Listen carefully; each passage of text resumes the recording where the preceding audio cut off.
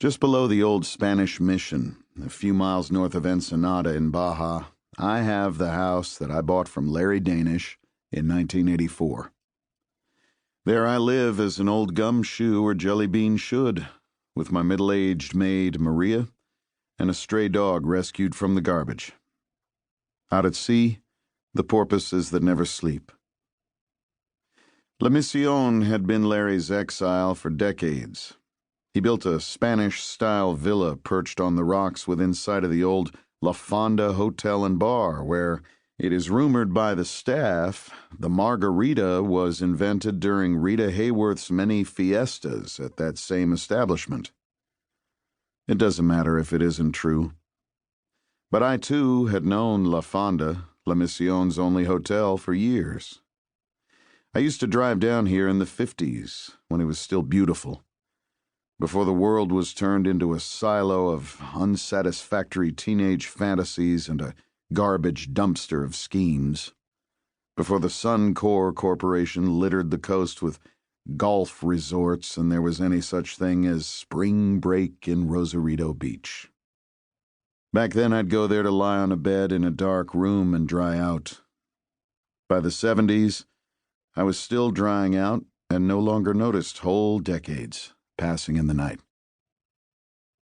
The cliffs of Teddy Bear Choya remain. The lonely hot roads in the interior and the little churches with their tin-painted retablos of car accidents and death by cancer. The Pacific, with lines of kelp, chilling waves rolling into a beach between rock headlands shrouded with mist and spray. This is what all of California once looked like. Close your eyes and wonder. I often do. How easy it was to destroy. Easier than destroying a cherry cake with a plastic fork. All for a bit of tin. But it's a good place for an old man. A sanctuary of clean wind and 200 days of sun. On weekends, I played the casinos in Ensenada.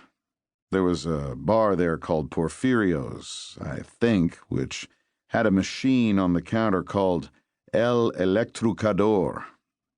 It was a kind of Van de Graaff generator with 2 finger pads.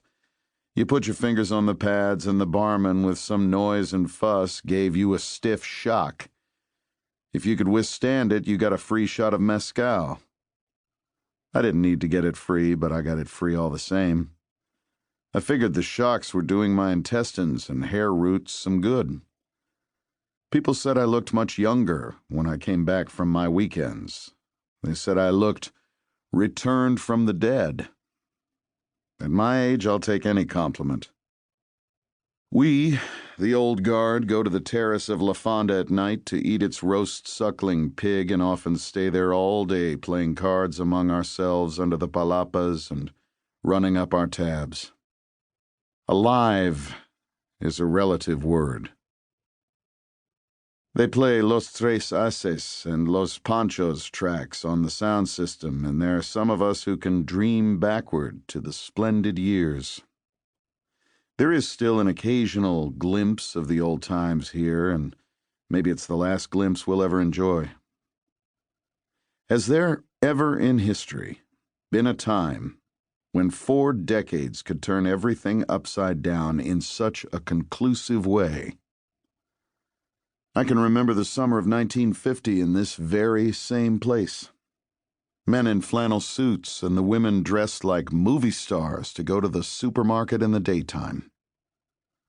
38 years on? Not a great amount of time when you think about it. The gentle sound of swing has given way to Guns N' Roses.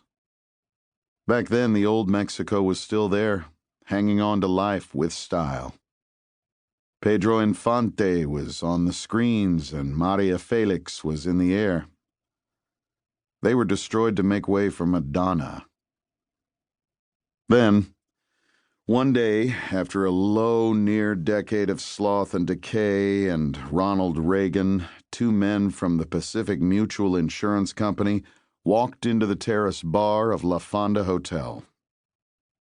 They were dressed like undertakers and had sauntered down from the main road above the hotel, finding me seated alone with my pitcher of sangria and my silver-tipped cane, as if they had known I would be there, unaccompanied, within sight of my home on the Baja Cliffs. They knew which house it was, too, because their eyes rose to take it in, and they smiled with the small contempt of company men.